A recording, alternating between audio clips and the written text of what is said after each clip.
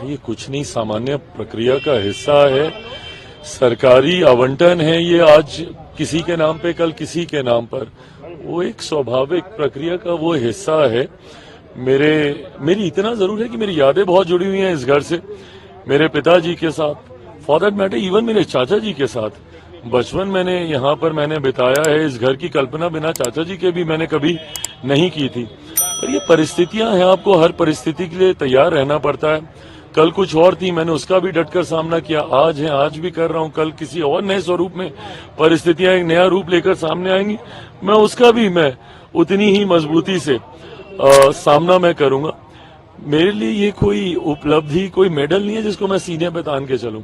इतना जरूर था कि हमारी राज्य इकाई को इस बात का अभाव जरूर होता था कि कार्यालय नहीं है। आप सबने मेरा निजी आवास देखा है, वहां पे वो व्यवस्था नहीं है कि सब लोग एक साथ बैठ सकें, काम कर सकें। अभी तक हम लोग बिहार सरकार से मांग करते रहे थे एक कार्यालय की, पर मुझे लगता है कि उसकी कुछ बेसिक रिक्वायरमेंट्स होती हैं, at least few number of representation either in the Vidhan Sabha और इन द पार्लियामेंट, जो हम लोग के पास नहीं थी। हम लोग का कोई विधायक नहीं था, हम लोग का कोई सांसद नहीं था। बट लोकसभा चुनाव के बाद जब हम लोग के पास सांसद जीते तो पुनः प्रदेश राज्य इकाई के द्वारा, हमारे प्रदेश अध्यक्ष जी राजू तिवारी जी के द्वारा पुनः राज्य सरकार से मांग की गई थी कि हम लोग को एक कार्यालय दिया जाए। संजोग है कि हम लोग को वही कार्यालय दिया गया जहां से मेरे पिता के साथ बहुत सारी यादें जुड़ी हुई हैं। बट हम लोग काम करने वाले लोग हैं, मैं अकेले 2 कमरे में भी बैठ के अच्छे से काम कर रहा था, आज यहाँ पे बेहतर व्यवस्था के साथ काम करूंगा। जिसको काम करना है वो किसी भी परिस्थिति में कर लेता है, मैं ये मानता हूँ। आपके पुराने संसदीय क्षेत्र में जम्मू में आज प्रधानमंत्री आए थे और आज कार्यक्रम हुआ। बिल्कुल, आज मेरे लिए आज का दिन बहुत ज्यादा महत्वपूर्ण है। इतने शुभ दिन, जब आज कार्तिक पूर्णिमा है, देव दीपावली है, गुरपुर्ब है, ऐसे दिन मेरे प्रधानमंत्री एक बार फिर मेरे संसदीय क्षेत्र, जहां से 10 सालों तक मैंने प्रतिनिधित्व किया है और जिसका आज की तारीख में बखूबी बहुत बेहतर तरीके से जिसका प्रतिनिधित्व अरुण भारती जी कर रहे हैं, जमुई प्रधानमंत्री जी का आना हुआ। जमुई बिहार के सबसे पिछड़े जिलों में से एक माना जाता, लोकसभा भी। ऐसे में लंबे समय तक कोई प्रधानमंत्री जल्दी जमुई जाता नहीं था।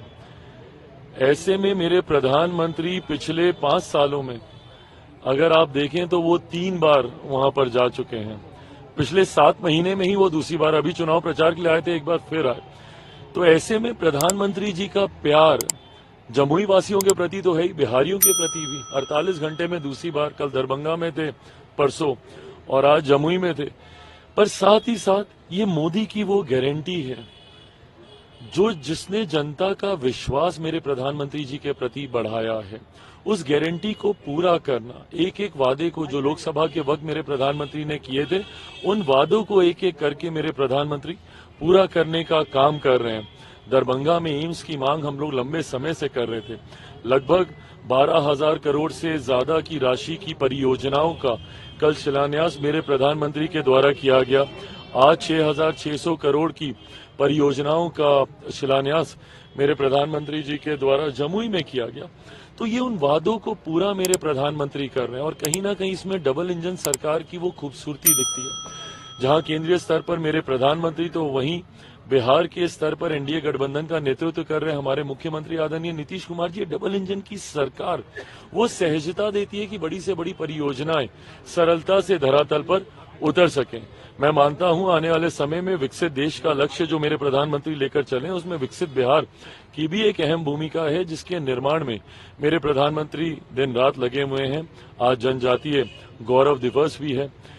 भगवान बिरसा मुंडा जी की 150वीं जन्म शताब्दी के अवसर पर जिस भव्य आयोजन आज देश भर में किया गया, अलग अलग राज्यों में किया गया, और जनजातीय समाज को जिस तरीके से मुख्य धारा के साथ, विरासत के साथ विकास भी, उनके मूल स्वरूप का संरक्षण करते हुए उनको विकास के साथ कैसे जोड़ा जा सके, ये सोच मेरे प्रधानमंत्री की है। ये इन्हीं की सोच का ही नतीजा है कि समाज के सबसे वंचित वर्ग से आने वाली एक महिला आज देश के सर्वोच्च पद पर है। ये प्रधानमंत्री जी की ही सोच है कि ऐसे वंचित वर्ग को मुख्य धारा के साथ जोड़ता है। झारखंड में है, झारखंड में भी पहले फेज का चुनाव हो गया है, दूसरे फेज का चुनाव, तो क्या लगता है क्या नतीजे बिहार में भी? मैं झारखंड में खुद गया हूँ, कई सीटों पर मैंने प्रचार किया है। 18 तारीख को मैं पुनः झारखंड जा रहा हूँ। At the same time Maharashtra में भी हम लोग का संगठन काम कर रहा है। 17 तारीख को मैं महाराष्ट्र भी जा रहा हूँ, बीजेपी और एनडीए गठबंधन के कई प्रत्याशियों के लिए प्रचार करने। मैं जहां जहां जा रहा हूं, एक बात तो तय है कि एनडीए की सरकार झारखंड में बनने जा रही है और पुनः महाराष्ट्र में बनने जा रही है। झारखंड में पिछले 5 साल के कार्यकाल से जहां पे वहां की जनता त्रस रही है, तो वहीं पिछले कुछ सालों के कार्यकाल से महाराष्ट्र की जनता पूरी तरीके से संतुष्ट रही है।